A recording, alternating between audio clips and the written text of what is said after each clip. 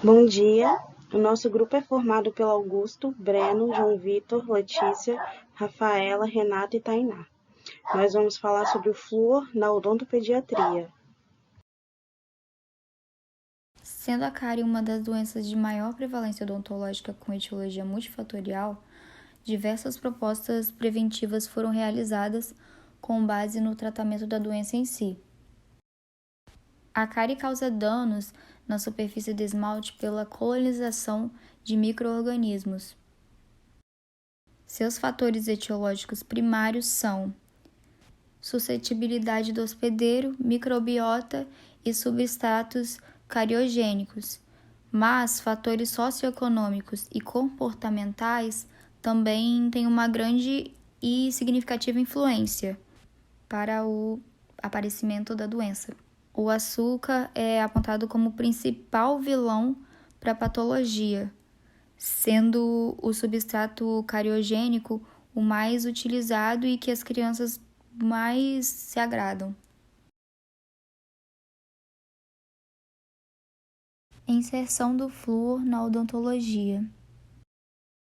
A cárie dentária é a grande responsável pela inserção do flúor na odontologia, utilizado desde a década de 40 como um grande agente terapêutico contra a cárie dentária, atuando como redutor físico e químico sob a perda do mineral do processo de desmineralização e remineralização do esmalte e na influência do metabolismo das bactérias cariogênicas, inibindo assim a ação da placa bacteriana.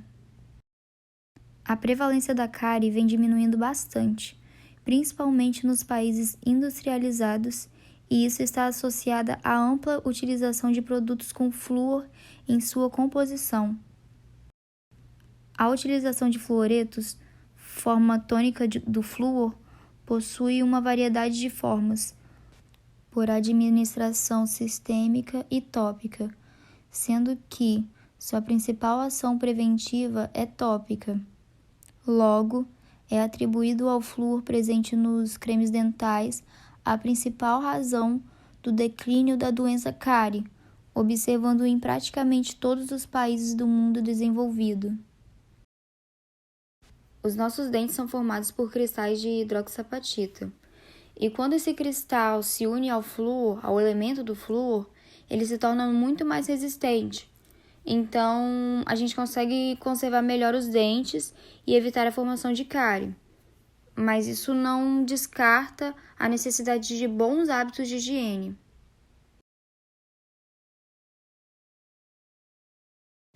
A ação do flúor. A principal utilidade do flúor é na prevenção de cárie. Por isso, é adicionado nos cremes dentais, suplementos alimentares e na água. Mas é importante salientar que a injeção excessiva do flúor pode desencadear efeitos tóxicos para o indivíduo, afetando diversos sistemas biológicos e estruturas orgânicas.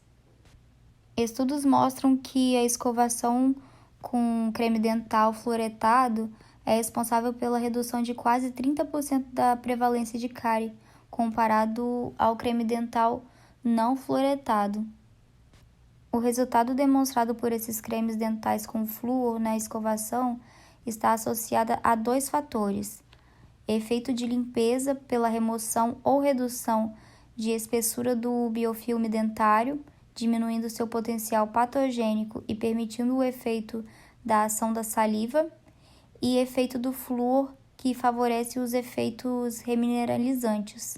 Adultos e crianças, em ambos, o flúor tem a mesma eficácia em dentina e esmalte. O flúor é extremamente importante e muito seguro quando utilizado da forma correta.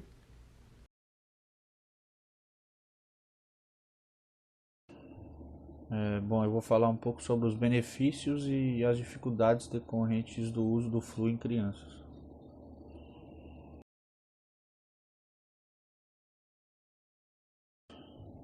Bom, o uso de flúor sob a forma de fluoreto, ele apresenta-se como o principal fator de proteção no controle da cárie dentária.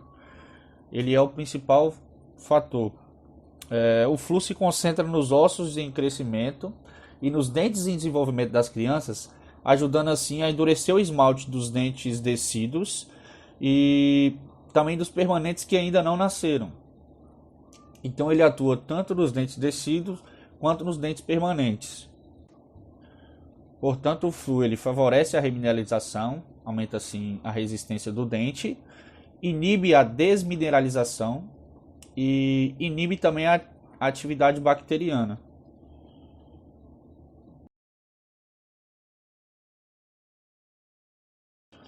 Bom, a odontopediatria vem mostrando ao longo dos anos várias pesquisas científicas que mostram que o flúor na escovação da criança, desde o primeiro dente, já ajuda muito no controle da cárie. E para a escovação ideal, não é necessário uma grande porção de creme dental. Como a gente pode ver na imagem ilustrada ao lado, na primeira imagem a gente vê a maneira errada de usar o creme dental, que é cobrir toda a parte macia da escova. Não é essa a maneira certa. Aí na figura do lado tem a demonstração de como é a maneira certa. A gente costuma falar que é como se fosse só um grãozinho de arroz na parte da escova. E essa sim é a maneira correta e suficiente para escovar os dentes. Bom, mas nem só de benefícios vive o flúor. E abaixo agora a gente vai mostrar alguns malefícios que podem ser decorrentes do uso de flúor.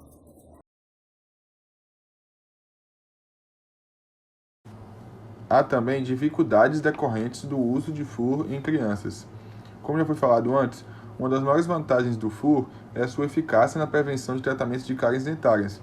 Porém, a linha entre as vantagens e as desvantagens é tênue, já que hoje no mercado há uma grande quantidade de produtos com flúor.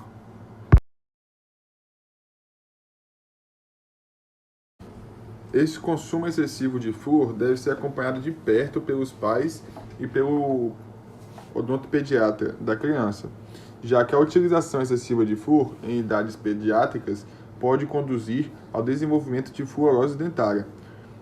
E nos casos mais severos, poderá mesmo haver irregularidades e perda da estrutura dentária, pois a fluorose torna o esmalte hipomineralizado, mais poroso e friável, e como tal, mais fácil de se desgastar, podendo em alguns casos surgir mesmo sensibilidade dentária ou dor de dente.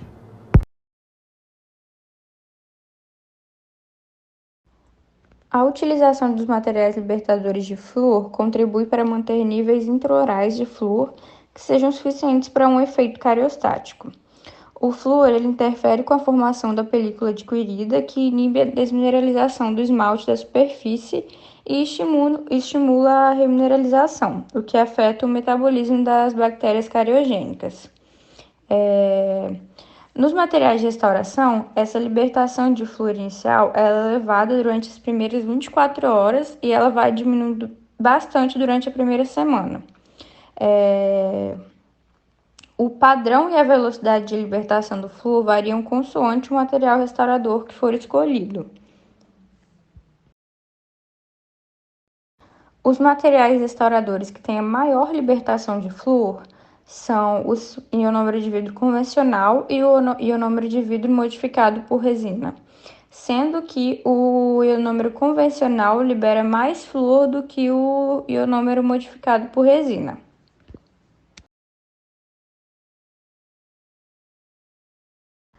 O ionômero de vidro convencional é um dos materiais restauradores que tem a capacidade de libertação de flúor. Esse nível de libertação de flúor ele varia de acordo com os fabricantes do ionômero de vidro convencional e o meio intraoral. O ionômero de vidro convencional ele tem a capacidade de absorver flúor através de colutórios fluoretados e aplicações tópicas de flúor. Dita essa capacidade, ele atua como um reservatório de flúor que permite que ele libere posteriormente esse flúor ali na cavidade. A liberação do flúor pelo ionômero de vidro convencional permite que esse material seja utilizado para restaurações terapêuticas. e são geralmente aplicados em pacientes muito jovens ou pacientes que não cooperam muito, ou até mesmo os pacientes com necessidades especiais, onde a gente tem uma dificuldade maior para preparar a cavidade e para colocar esse material restaurador. Essas restaurações terapêuticas, elas podem ser utilizadas para o controle da cárie em crianças que tenham múltiplas lesões de cáries antes de ser feito o tratamento definitivo.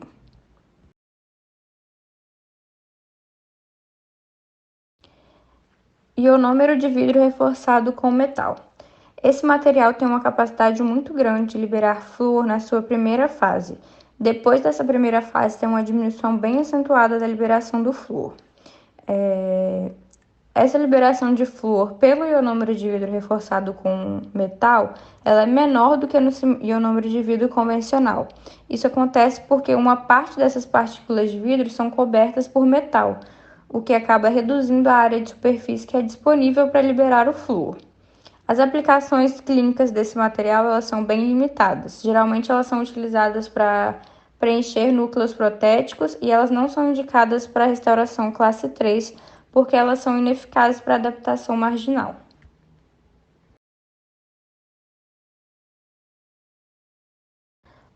O ionômero de vidro modificado com resina composta também é um material de restaurador que tem a capacidade de liberar flúor. E ele é indicado para restaurações classe 1 e classe 2 de tamanho pequeno a moderado. E ele é indicado para pacientes com elevado risco de cárie por conta da sua liberação do flúor.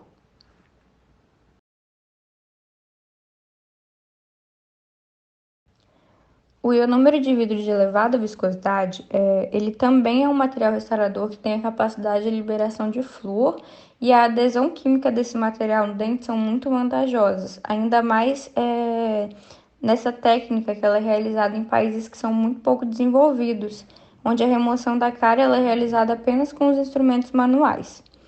A rapidez e a facilidade de manuseamento desse material faz com que a utilização seja favorável em classes 1 e em crianças que não cooperem muito durante o tratamento.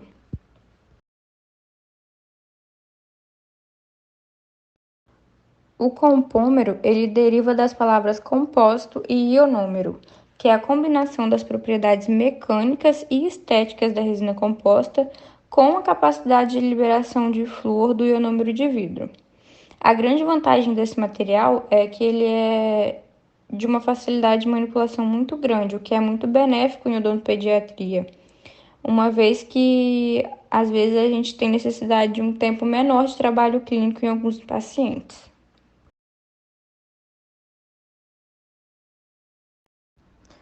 O geômero é um material que foi desenvolvido recentemente e ele tem o intuito de melhorar as propriedades físicas, mecânicas, estéticas e biológicas dos ionômeros de vidros que já são existentes. Existem dois tipos dos geômeros, aqueles em que a partícula ela sofre a reação totalmente e outros onde ocorre apenas na superfície dessa partícula, o que permite um aumento da reatividade das partículas de vidro, aumentando a matriz de hidrogel, que é a matriz que é responsável pela liberação de flúor quando entra em contato com a água.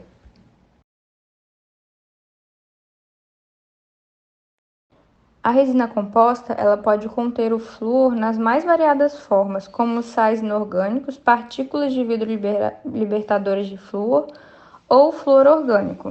Não só a quantidade do flúor, mas também o tipo e o tamanho das partículas inorgânicas fluoretadas, o tipo de resina e o tratamento de silanização e porosidade são fatores importantes que contribuem para a liberação do flúor nessa cavidade.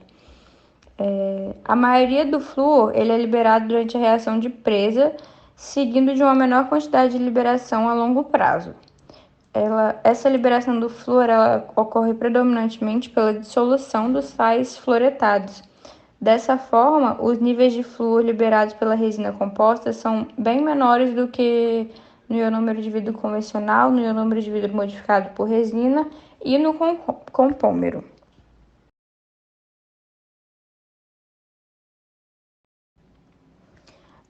Apesar do flúor não ser um constituinte integrante da composição da amálgama tradicional, ela pode ser adicionada fluoreto de estânio e sais de fluoreto, que tem o intuito de inibir a formação das cáries. E a liberação de flúor da amálgama tem valores iniciais bem elevados, mas depois ela diminui para níveis muito baixos.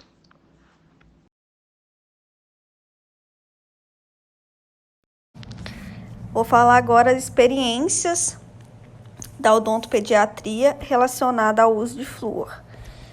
Foi no início do século XX, no âmbito, da saúde bucal, que teve a descoberta das grandes possibilidades de se usar o flúor, em como isso poderia ajudar de forma preventiva.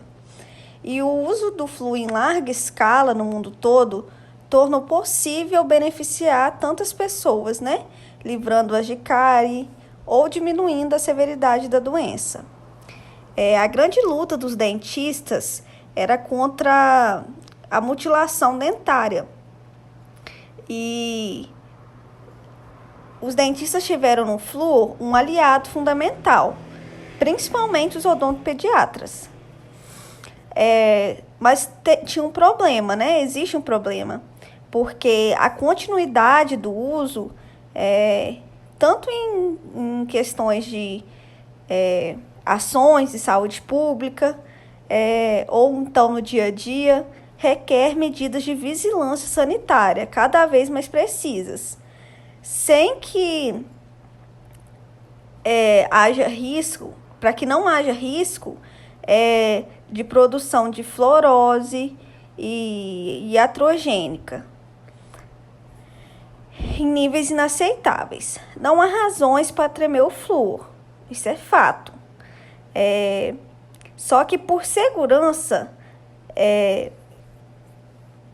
sua ingestão, seu uso, ele deve ser regrado, ele deve ser feito da forma correta, porque a segurança e a eficácia está totalmente comprovada, isso é um fato.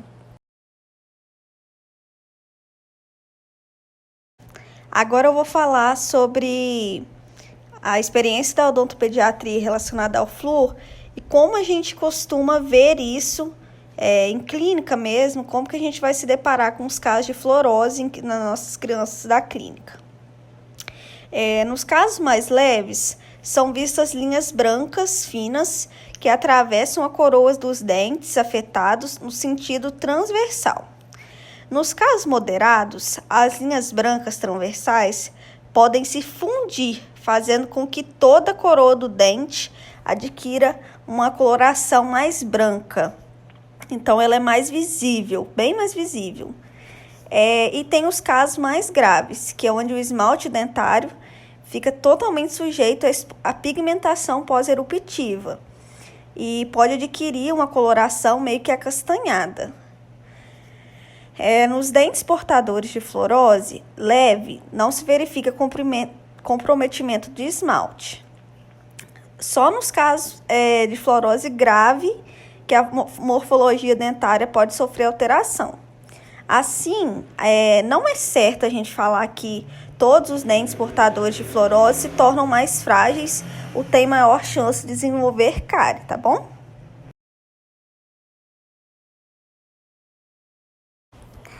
Agora vamos falar alguns mitos e verdades em relação ao uso de flúor.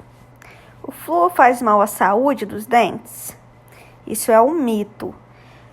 O flúor é um elemento químico que não é visto apenas no creme dental. Ele é o 13º mais encontrado na superfície da Terra. E, ao contrário de alguns boatos, traz muitos benefícios para a saúde do sorriso. A fluoretação é cientificamente comprovada como uma medida terapêutica, eficiente e segura na prevenção da cárie primária. Já, por outro lado, os níveis de flúor devem ser controlados rigorosamente para que evite uma intoxicação crônica. As crianças não podem usar produtos com flúor. Mito. De certa forma, o flúor está liberado para o uso de todos, inclusive das crianças. Mas é preciso controlar para não ultrapassar o limite permitido na ingestão diária, que é de 0,07 miligramas por quilo. Segundo a Associação Brasileira de Cariologia, caso contrário, a fluorose dentária pode ocorrer principalmente na população mais jovem, porque o esmalte dentário ainda vai estar amadurecendo. Então, essa quantidade, se for usada da forma correta, ela pode ser usada em qualquer faixa etária.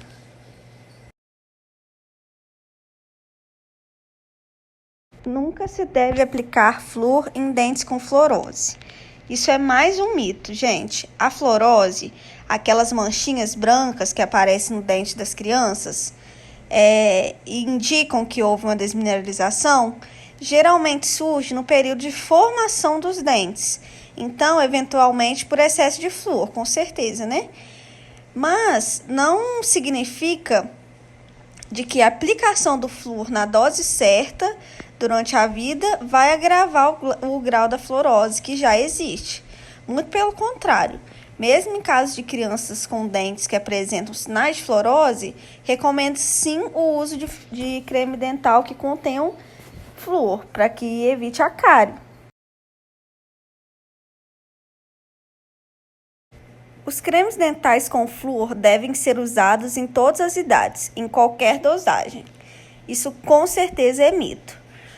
Os benefícios do flúor, como ser anticariogênico e para fortalecer os dentes, são reconhecidos, mas existem algumas restrições em relação às concentrações. A Organização Mundial da Saúde já fez essa recomendação, e ela está falando assim: todos os esforços devem ser feitos para permitir o uso generalizado de cremes dentais fluoretados nos países em desenvolvimento.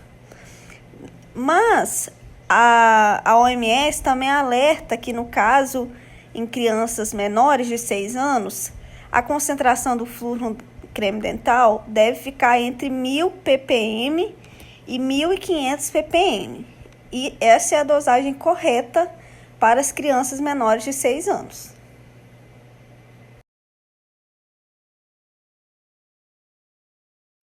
Chegamos à conclusão, então, de que a cárie ela é uma das doenças de maior prevalência na odontopediatria e ela foi a grande responsável pela inserção do flúor na odontologia, que previne a cárie. A principal ação preventiva do flúor ela é via tópica, presente nos dentifrícios, o que é a principal razão do declínio da doença da cárie, observada em praticamente todos os países do mundo desenvolvido. Estudos mostram que a escovação com dentifrício fluoretado é responsável pela redução de 29,9% da prevalência da cárie, comparado ao dentifrício não fluoretado.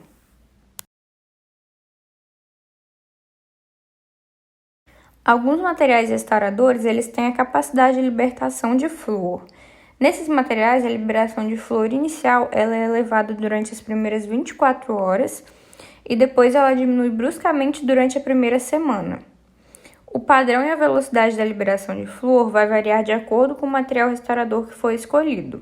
E dentre todos os materiais restauradores, o que tem a maior capacidade de liberação do flúor são os ionômeros de vidros convencionais e o ionômero de vidro modificado por resina. Sendo que o ionômero de vidro convencional ele libera mais flúor ainda do que o ionômero de vidro modificado pela resina. A fluorose dentária, a gente viu que ela é o único... A fluorose dentária ela é o único efeito adverso que é conhecido pela ingestão de flúor, sendo considerado uma forma de toxicidade crônica decorrente da ingestão de fluoretos durante o período da mineralização dos dentes.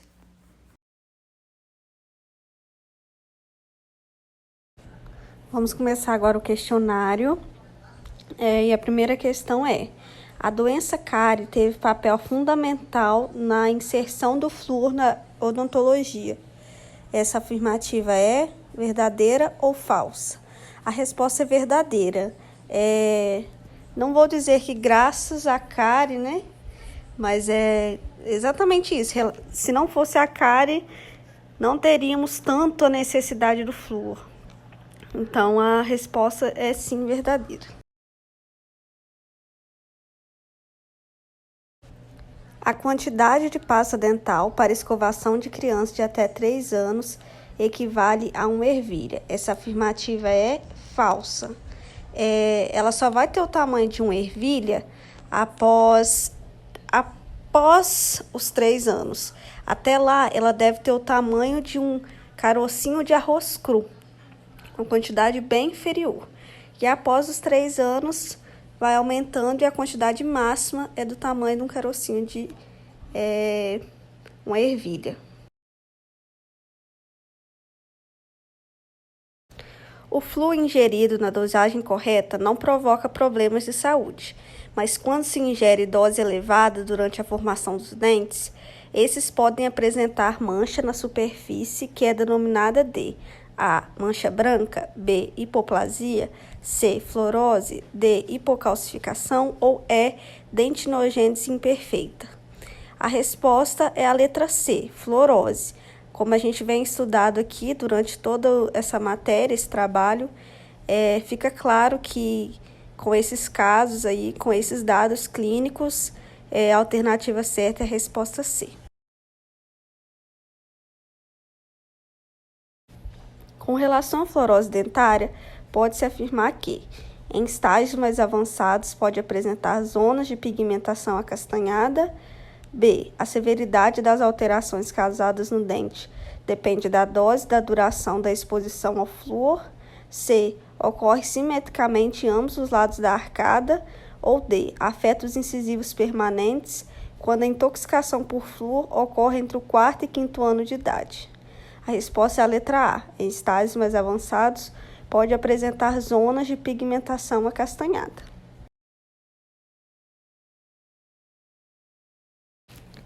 Para que um dentifrício seja considerado eficiente para a prevenção de cárie, ele precisa apresentar flúor disponível, estável e reativo.